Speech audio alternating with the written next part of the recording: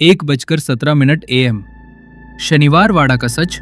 रात के 1:17। अगर आप कभी शनिवार वाड़ा के पास हों तो बस एक काम करना, अपने फोन का रिकॉर्डर ऑन कर देना और चुपचाप खड़े रहना, क्योंकि उस वक्त वहां कोई रोता है। मैं पैरानॉर्मल चीजों पर यकीन नहीं करता था। मेरा नाम अर्जुन है, मैं पुणे में रहता हूं। एक दिन मेरे दोस्त ने चैलेंज दिया, तू इतना लॉजिकल बनता है तो 1:17 AM पर शनिवार वाड़ा के अंदर रुक कर दिखा। मैंने चैलेंज स्वीकार कर लिया। परमिशन लेकर मैं ऑफिशियली नाइट डॉक्यूमेंटेशन के लिए अंदर था। सब नॉर्मल था। हल्की सी हवा की आवाज, पुरानी दीवारों की गंध और एक अजीब सा सन्नाटा। रात 1:12 AM। मैं आंगन में कैमरा सेट कर रहा था। हार्ट बीट थोड़ी तेज थी, पर दिखाना नहीं था। 1:12। हवा थोड़ी ठंडी हो गई, जैसे टेम्परेचर अचानक गिर गया हो। 1:16।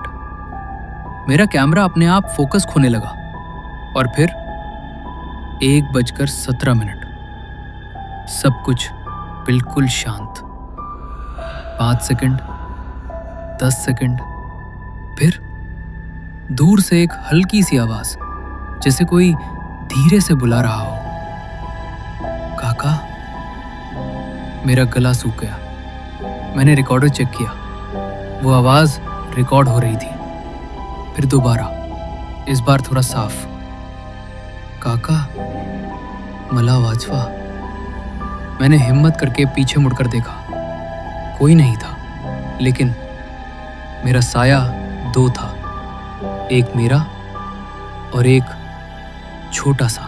मैं बिल्कुल जड़ हो गया। वो दूसरा साया धीरे धीरे हिल रहा था, जैसे कोई मेरे पीछे खड़ा हो। मैंने आंखें बंद कर ली। 3 सेकंड तक सिर्फ मेरी सांसों की आवाज। फिर सब नॉर्मल। साया फिर एक ही रह गया। टेम्परेचर सामान्य, हवा सामान्य।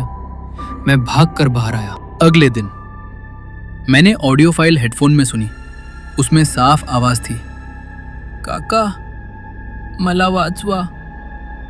लेकिन उसके बाद एक और लाइन थी जो मुझे वहां सुनाई नहीं दी थी।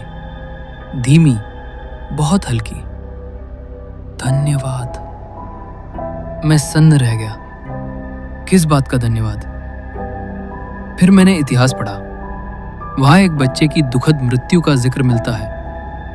लोग कहते हैं उसकी आत्मा मदद मांगती है, पर कुछ लोग ये भी कहते हैं जब कोई उसकी आवाज सुन लेता है तो वो शांत हो जाता है। उस रात के बाद मैं फिर वापस गया।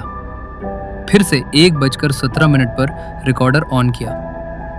इस बार कोई चीख नहीं, कोई साया नहीं, सिर्फ हवा और हल्का सा सुकून, जैसे कोई आखिरकार चैन से सो गया हो।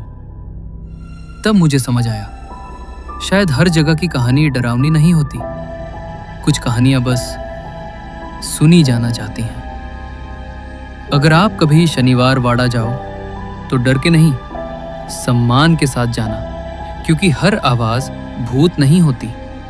कुछ आवाजें बस यादें होती हैं।